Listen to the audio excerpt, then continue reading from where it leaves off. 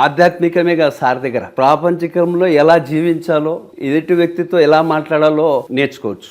ఆయనతో గమనించడం ప్రాక్టీస్ ఎవరైతే చేస్తారో వాళ్ళ జీవితంలో దుఃఖం అనేదే ఉండదు. ప్రతిదీ ఆయన టేక్ ఇట్ ఈజీగా తీసుకుంటాడు. పౌర్ణమి ధ్యానం వండే ప్రోగ్రాం ఊరకొండలో జరిగింది.